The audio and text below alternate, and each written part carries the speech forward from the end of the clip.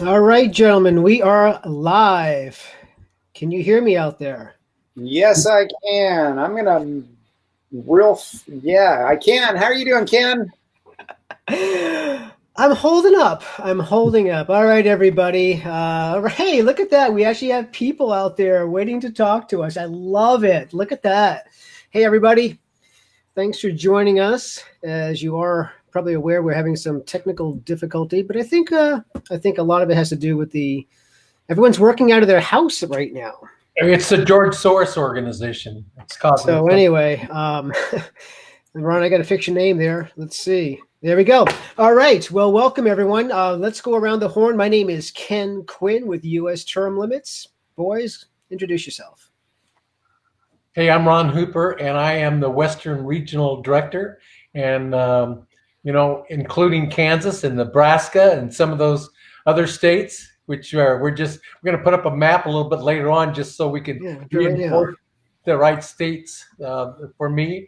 But if you're in one of those many states that are in the gray area, then why gray too? Everybody else is red, white, and blue, and gave me gray. Is that kind of like a senior thing or what? It is. It is. That's a little play on that, and I thought you'd like that. So yeah, there's your region. So there, if you are in one of these states, this is our who's covering your state for regional directors. You got Ken Clark. Why don't you say hi to everybody? Yep, I cover the blue states, and so you've got Illinois and all the way down to Florida, over to Texas, Virginia's, and North and South Carolina, including Oklahoma. So everything you see in blue, whether it's light blue or dark blue, those are my states. There's 16 of them in total. And you've got a lot going on. Assuming we can ever get the legislatures back in session, we had a lot going on before this epidemic or whatever happened. So yeah. And I'm up in the north, I guess you'd call it the northeast quadrant. And if you would like to get in touch with any of us, there's our email addresses. So please feel free to reach out to either myself, Ron, or Mr. Clark. And let me just bring us back, gentlemen. What's the story with the pink state? Is that kind of a transitional state, or no? Those are states that have passed our single issue Article 5. Yeah, so that's Missouri. That passed. You've got the same with Florida and Alabama. They've passed. So that's where they're light blue as opposed to dark blue. Yeah. Well, listen, a lot is going on, and we want to thank everybody for joining us. And we've been doing this now on a regular basis every Thursday. That might change, seeing what's going on, but for right now, it's on Thursdays. And we thought we would start today. Let me bring back the map here. We had a terrible loss this week, and for those of you that might not know, Senator Tom Coburn, boy, he passed away. I think it was on Saturday, and terrible loss to the country. Tom Coburn, what a great man. Ken, you and I, he was a good man. Yeah, we knew him well. We worked with him quite a bit. We traveled with him to different states. We, had long conversations with him, and he was truly one of the good guys. He had a deep faith in God, and he was a true believer in all things that are the United States of America, especially the Constitution as written. And he was a true patriot, and he dedicated his life to the Article 5 movement and Convention of States. And even he traveled and he spread the gospel of Article 5 until he simply couldn't do it anymore. He had been battling cancer for a number of years, and it finally took its toll. Yeah. He passed away. But as long as he could do it, he was in the game. He was in the fight, and he truly was an inspirational man. I was very proud and humbled to have known him and to have been able to travel and serve with him. Yeah, Tom Coburn, this guy was a true statesman. He was a doctor, and boy, what a humble man. He was a huge proponent of eliminating waste and abuse and corruption in D.C. He started this waste book which would be published every year, highlighting the waste in Washington, D.C. And we hold him dear here at U.S. Term Limits because he also was a huge Term Limits fan. He signed our pledge, and he kept to this promise. He did not run for re-election after his third term in the House, and then a couple years later, he ended up running for the Senate, became a senator, and at the end of his, I think he left near the end of his second term, and he would not run again because of this pledge. And so this is a gentleman that was the real deal. He was a man of his word. We're going to miss Senator Tom Coburn, huge supporter of Article 5 and getting the states to utilize their authority under the Constitution. And so it's a huge loss to the movement, but we're going to move on in honor of him, and his spirit is still with us. So our prayers go out to his family, and I'm going to miss that guy. He came up to Maine. I spent a couple of days with him traveling and speaking to groups and radio stations, and what a wonderful time. So anyway, going to miss you, Tom. Gonna miss you. Okay.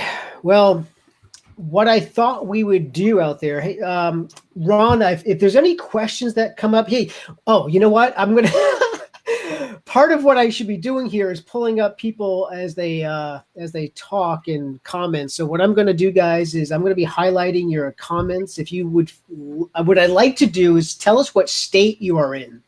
And I would like to kind of do a roll call of the states. I'm going to pull your name up, so it's going to show up on the screen.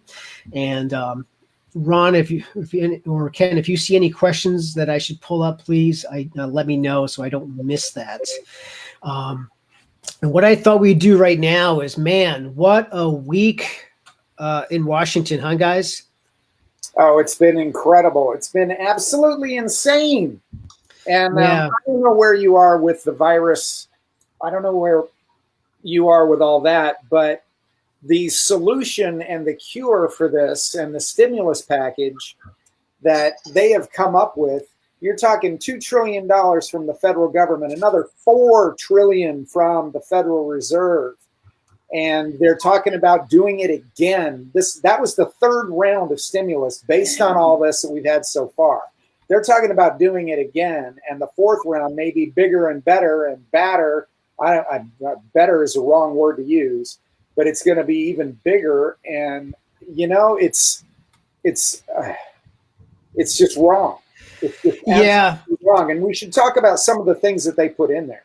Yeah, let's first of all, let me pull up. I'm just going to highlight the slide here. So let me bring that up again, and what I wanted to start with was, first of all, here, I'm going to go to what you just talked about, the stimulus package, Ken.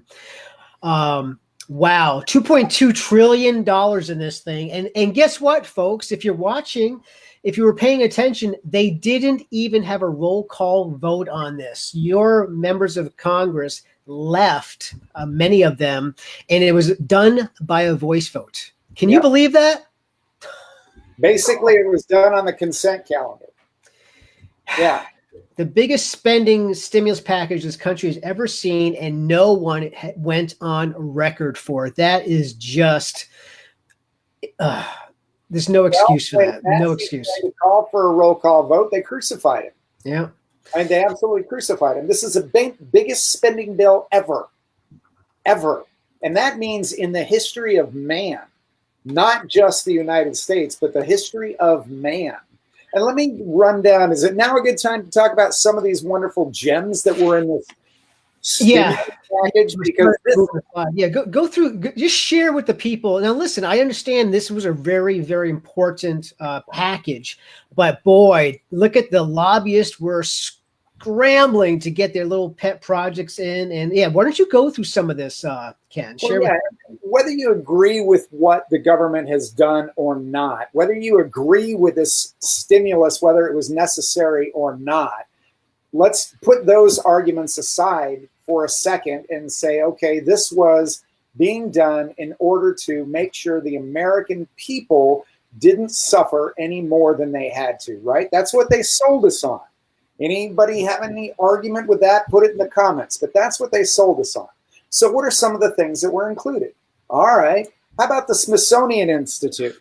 Because after all, the Smithsonian Institute, the American people who can't feed their families have to be able to go to the Smithsonian Institute. So that was $7.5 million. All right. So then you've got the Kennedy Center with $25 million. This one's actually my favorite because the Kennedy Center, what is the Kennedy Center? It's like a museum. It's the Kennedy Center. Everybody knows what the Kennedy Center is. So what you don't know is they gave the Kennedy Center $25 million because after all, the American people can't feed their family. So they need to have the Kennedy Center have $25 million. The Kennedy Center then immediately donated back $5 million to the Democratic National Committee, the DNC. Okay. That's a nice sweet deal, huh? Yeah. Then 2 days later, after that, the Kennedy Center laid off all of their performing arts people, all of their musicians, all their actors, all of that. They laid off all of their performing arts people, but they got $25 million. They laundered $5 million to the DNC. Then they laid everybody off. That was because American people cannot feed their families and they need to be able to go to Walmart and buy their Pop-Tarts and their Captain Crunch. Well, listen, Ken, this is just the beginning. I'm hearing already there's going to be another $2 trillion package coming down the pike. Yeah. So then that's the Kennedy Center. Okay. But the reason that one makes me so angry is because of the $5 million that was kicked back to the DNC. Don't forget, now we have the National Endowment of the Arts, $75 million. A National Endowment for the Humanities, $75 million. Corporation for Public Broadcasting, $75 million. Institute for Museum and Libraries, that's $50 million. Now, keep in mind, the government shut all of these things down, so you can't go to them. Okay, right now, we're all in quote-unquote quarantine, so you can't go to them, but we're going to give it anyway. Give it out anyway. Yeah. They did migration and refugee assistance to the tune of $350 million. I think we're getting. I don't want to ruin everyone's day, but I think you have made your point pretty well. There's a lot of waste in there, wouldn't you say? Well, yeah. I mean, yeah. This is insane. It's $1 billion. I'm confident. The program's got $300 million. I mean, it just goes on and on. So basically, it was pork. Yep. About 12% of it. 12% of it goes to the American people to help them. Go ahead, Ron. No, I'm just surprised when we're surprised when politicians act like politicians, and they continue to prove that they are just absolutely corrupt. And this wealth transfer of wealth wasn't the only thing that happened that impacted people's pocketbook. As you know, 3 of them got caught trading stock early on and basically bailed. Why don't you bring that out? Let's take a look at that because we want to cover that as well. Look at what happened. Check this out. So a little bit of insider trading going on over the coronavirus, guys. Look at this. This is what 4 senators, at least 4, have been accused of dumping and selling stocks based on the information they received while members of the committee on the coronavirus. This is unbelievable. Well, it's not unbelievable, but it's just. They do it unashamedly. It's as though it's no big deal. They hand it over to their own ethics department to investigate, which is just basically ridiculous.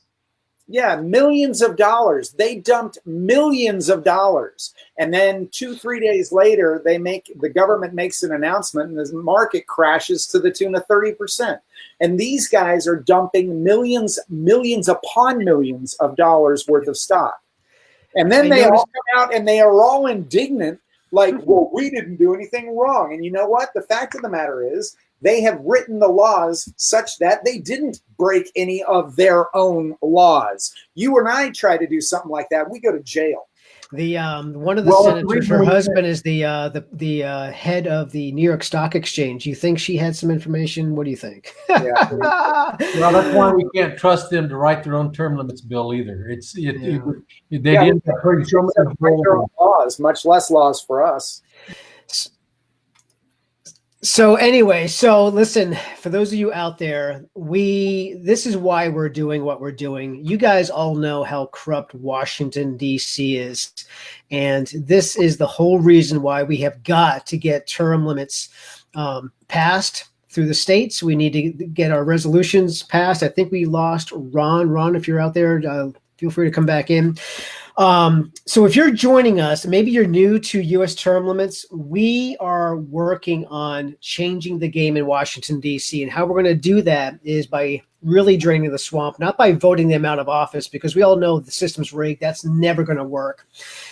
We want you to join us in your state to help us get the states to have a meeting to propose term limit amendment for Congress. And so that's kind of what I want to jump into right now. Ken, is there any final thoughts you want to say in regards to the corruption that we're seeing? No, I don't think there's anybody watching us right now and listening to us that doesn't get that Washington, D.C. is broken. The only thing about it that I need to stress is when you've got a system and an institution like our federal government that is as corrupt and as broken as it is, the things like what we just went over in the stimulus package should surprise no one. This should absolutely surprise no one. Yeah. Human nature dictates that you will try to accumulate as much wealth and as much power under your own control as possible. That's human nature. Our Constitution was written in the beginning in 1787 to try to prevent people, politicians, from having the ability to do exactly what they're doing right now. So if you think Washington, D.C. is ever going to be capable of fixing itself, you live in a fantasy land, and I've got a pink unicorn that I'll sell you for today only $500,000. Write me a check. I'll get you your pink unicorn as soon as the check clears. And so, what I want to anyway, what I want to do now is kind of get into what we're all about. So, Article 5 of the U.S. Constitution. I'm not going to spend a lot of time on this. We covered this pretty much in depth last week. But if you're new to us, the only way term limits can be proposed is through an amendment to the U.S. Constitution. And Article 5 of the Constitution provides the two ways of getting it done. So let me quickly read Article 5, just the parts here at the beginning. The Congress, whenever 2/3 of both houses shall deem it necessary, shall propose amendments to this Constitution, or on the application of the legislatures of 2/3 of the several states shall call a convention for proposing amendments, which in either case shall be valid to all intents and purposes as part of this Constitution. So this kind of ties into the myth busting I want to do today in regards to this process. Number one is we are working on both of these methods. We have an amendment currently in Congress, in the Senate and the House. It's SJR 1 and HJR 20. And that amendment is seeking to have U.S. senators limited to 2 terms and representatives to 3 terms. The other method that we are working on is through the state legislatures, and that application is not specifying the number of terms because we want them to have that meeting to propose it, to debate on it, and pass an amendment with terms that they feel would be beneficial. So we're working on both of these paths, and one of the things that we see often and we hear a lot, and I want to address it real quickly, is that this is not a constitutional convention. You'll hear the term con. And I want to briefly explain the difference. Now, if you notice the text of Article 5, it says what? Which in either case shall be valid to all intents and purposes as part of this Constitution. So any third grader that can read clearly sees that this is not a constitutional convention to adopt a new constitution. It's only to propose amendments to be part of the current Constitution. Unfortunately, a lot of the opponents out there, they don't seem to have a very good handle on the English language. But we all know they kind of do that deceitfully. So anyway, let me just share with you real briefly. And you guys, if you've been following us much, you know Federalist 85 is a fantastic little tidbit on Article 5. And this is what Hamilton said. And here's the 2 different types of conventions. Every constitution for the United States United States must inevitably consist of a great variety of particulars, in which 13 independent states are to be accommodated in their interest or opinions of interest. Hence, the necessity of molding and arranging all the particulars which are to compose the whole in such a manner as to satisfy all the parties to the compact. This is very important because a new constitution is a new compact, and it requires unanimous consent. And this is where he's saying it's very difficult. You have to satisfy everybody, and hence also an immense multiplication of difficulties and casualties in obtaining the collective assent to the final act.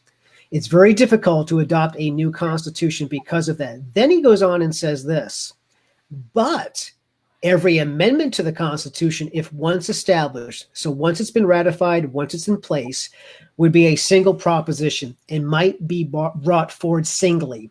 There would be no necessity for management or compromise in relation to any other point, no giving nor taking.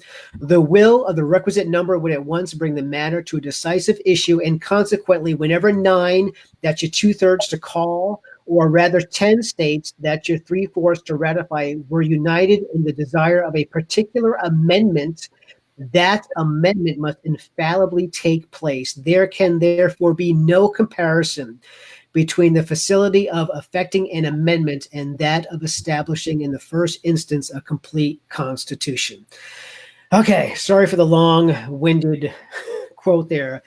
But guys, it's pretty clear, wouldn't you say? Yeah, I'd say it's pretty clear. Yeah, not even single issue are guaranteed success, as we've seen with the Equal Rights Amendment that was first proposed in 1910 and passed Congress in 1960, and then finally sunsetted. So it shows the difficulty of getting a new amendment. And what I really wanted to really touch on here is just to put the final nail in this myth. Right after the framers at the 1787 convention voted unanimously to provide for the convention, you can see it right here. This was on September 15th. They unanimously voted to put the convention mode in the Constitution. Mr. Sherman from Connecticut made a motion. Check this out. He wanted to strike out of Article 5 the term 3/4. So it would have required unanimous consent. And notice what that would have done, according to Madison, leaving future conventions to act in this matter like the present convention according to circumstances. What that would have done, requiring unanimous consent, would have created basically the power of a constitutional convention. And they defeated that measure. They rejected giving Article 5 the same authority as a constitutional convention. They did not want to do that. They left it up to just simply proposing and ratification with 3/4. And so what's really interesting, that was Sherman from Connecticut. Less than 2 years later, here he is. He was elected as a member of Congress.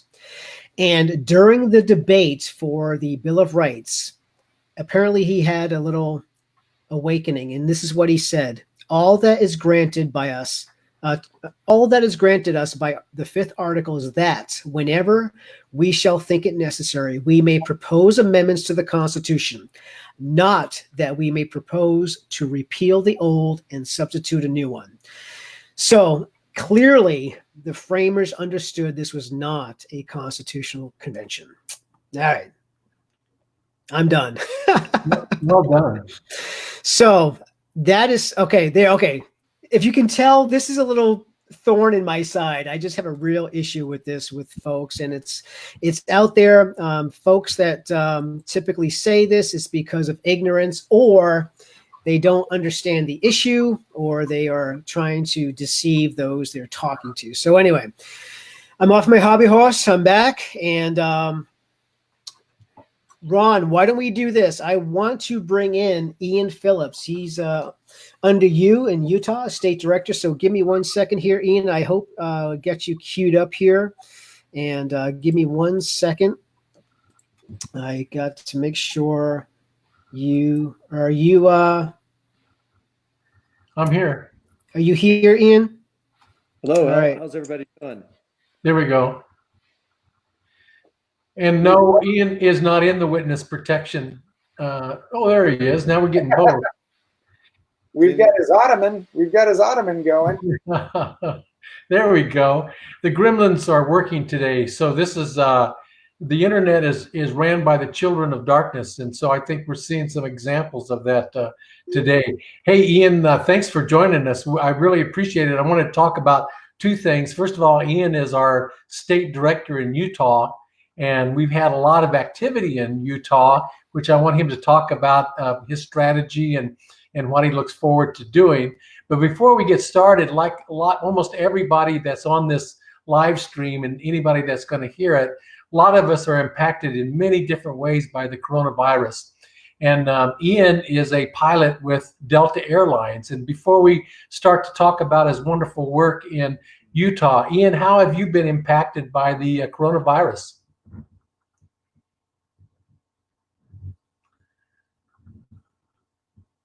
Okay. We may have to bring the ottoman back. Now we go. Okay? There we go. Bring the ottoman back.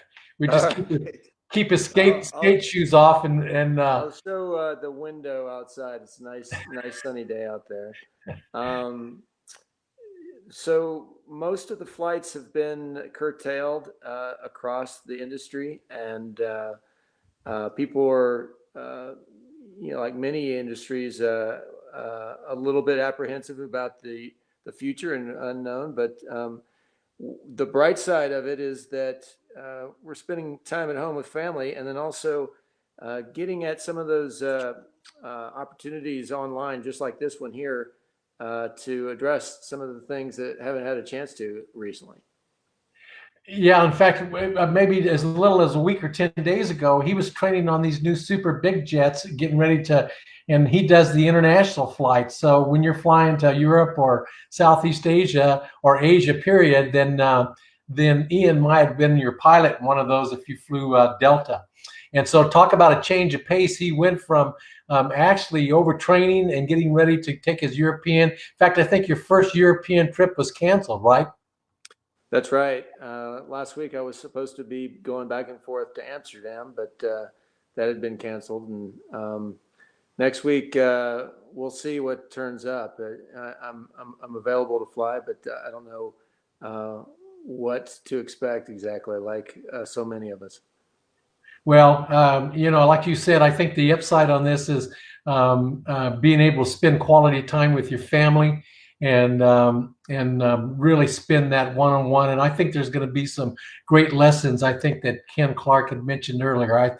I think there's going to be some great lessons of life that are going to come true, and we're going to maybe change the priorities of what's important. But before we spend too much time on this, I wanted to kind of talk a little bit about Utah, because you've jumped right into the state of Utah, and he's one of our volunteer state directors and real strategy guy, and we're working with different groups. So I wanted to just kind of give you a few minutes to kind of talk a little bit about your state, Ian, and what you're doing in Utah. Well, I certainly appreciate the opportunity, Ron. Utah is really widely a proponent of term limits for the U.S. Congress. We recently did a survey, and anywhere between 80 and 85%, whether you're Republican, Democrat, or Independent, of the people of Utah want term limits on Congress.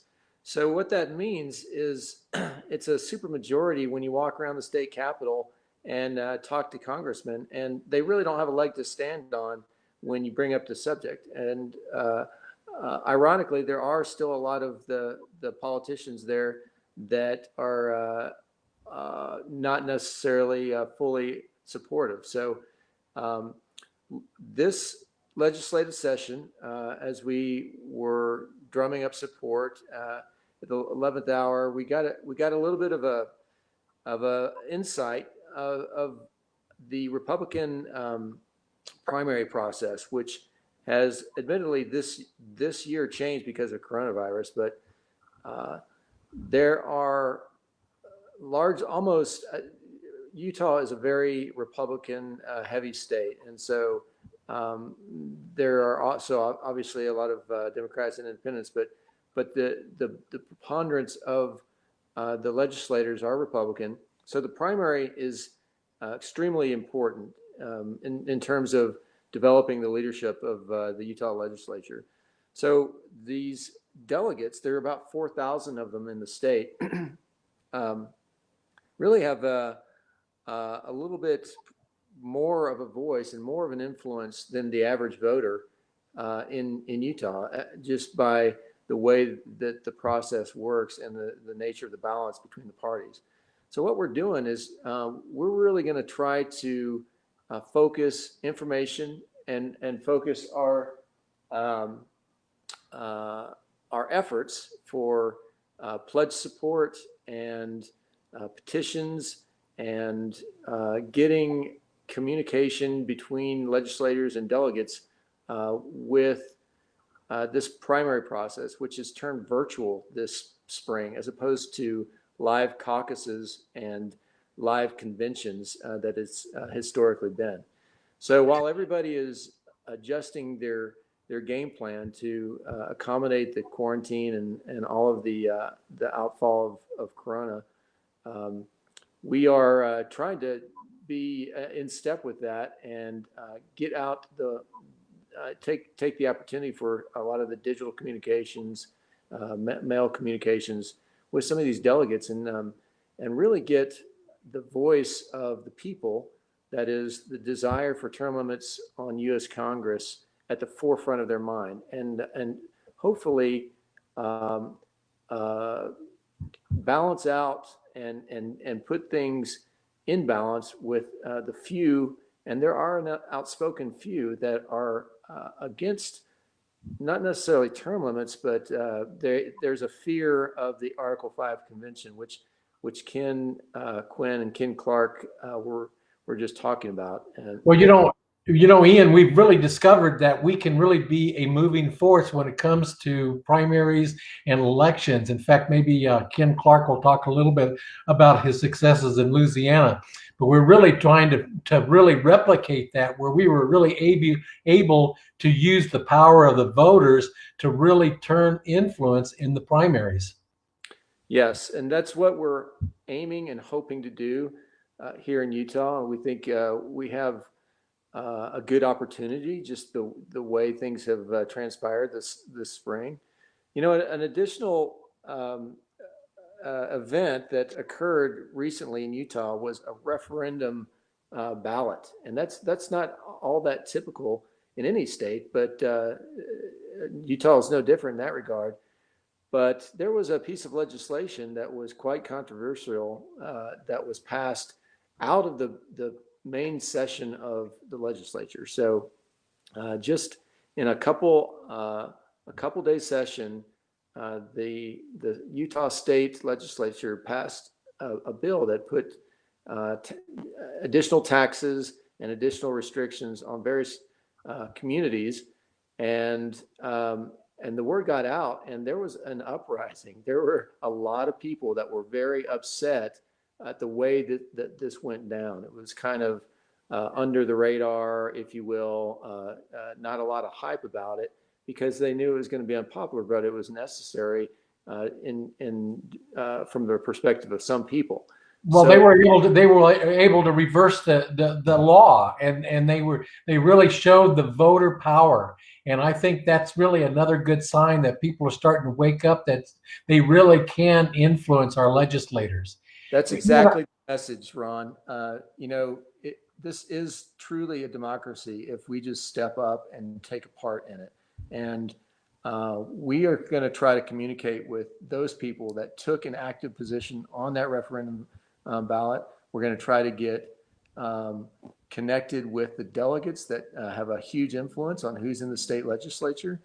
And as we go through the summer and into the next legislative session, which starts next January, we're going to have a resolution that's calling for a Article 5 convention on the single subject of term limits. Now in Utah, we've been lucky in that there has already been legislation passed calling for Article 5 convention to include term limits, but it is also other items along with that, which gives a little wiggle room for politicians that want to sidestep and sneak out of stuff.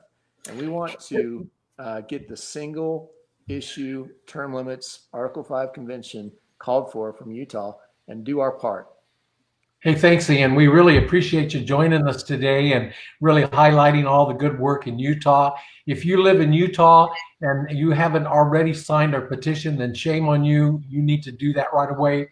And then jump right over to the next page where it's volunteers. If you got as little as 1 hour or 30 minutes a week that you're willing to give us, we need some help in Utah. We have a big year plan, and a lot of this is going to be virtual, so you can do it right from the comfort of your home. So thanks, Ian. Absolutely. Thanks for having me. Thanks, Ian. Take care. Good job. Thank you, Ian. That was awesome. You know, I think that the use case of Louisiana, and maybe you can just briefly talk about what we were able to do in Louisiana, because I think that really shows the future of the power of the people. Well, what we did in Louisiana was we supported, well, let me rephrase that. What we did in Louisiana was we educated the voters about who supports U.S. term limits and who doesn't.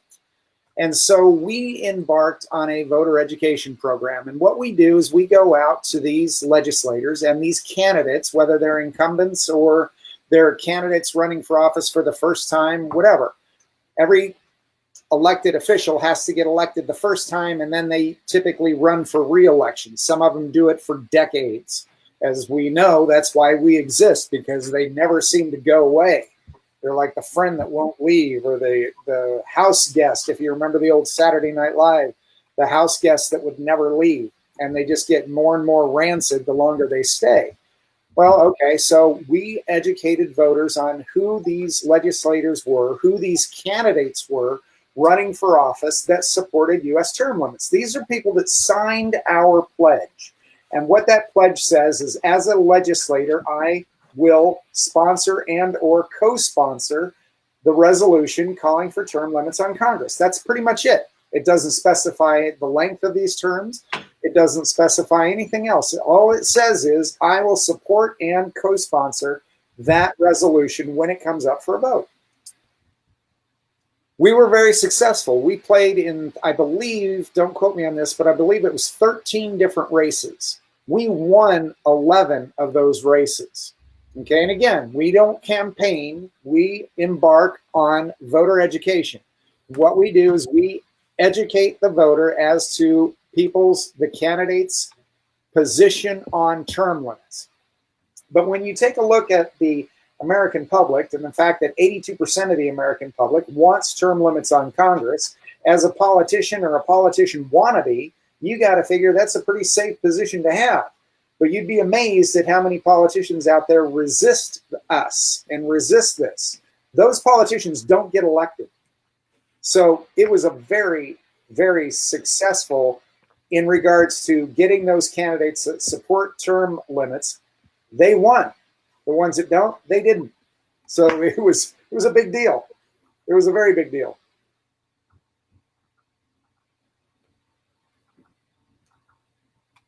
Anybody else want to talk? I was going to see how long I was going to take you before someone said something. So, hey, I was having a little fun with you. I thought maybe fake crash. Okay, so let's, boy, we're running out of time here. We just have a few minutes left. Okay, so let's now transition to what we are asking people to do, because like you guys shared earlier, the state capitals are closing. The legislators are home, and there's not a lot of opportunity to have conversations with them in person. And so we are doing a big push on these pledges like Ken was sharing. So let me pull up my screen again, gentlemen, and give me 1 second here. And why don't we share a little bit about the pledge push? I'm going to call it the pledge push. So Ron, I'm going to remove that there. So let me just pull this up. There we go. And so this is the actual pledge for state legislators. Now, we have two pledges. We have a pledge for congressional candidates and members of Congress. What we just want to share with you right now is what we're doing at the states. And so this is our pledge for candidates for state legislature or incumbents, current legislators. And this is where we need your help, folks. We need everybody out there to reach out to their legislator. I would prefer you pick up a phone and call them and have a conversation with them. And we're going to be working on providing you the details and some training on that in the coming weeks. So that's our plan to roll out here shortly. But in the meantime, if you're not comfortable with that, we're going to show you how you can quickly, within just a few seconds, send a quick message. So that's the pledge. And what we do with these pledges is, if you go to our website under news, you'll see where it says pledge press releases.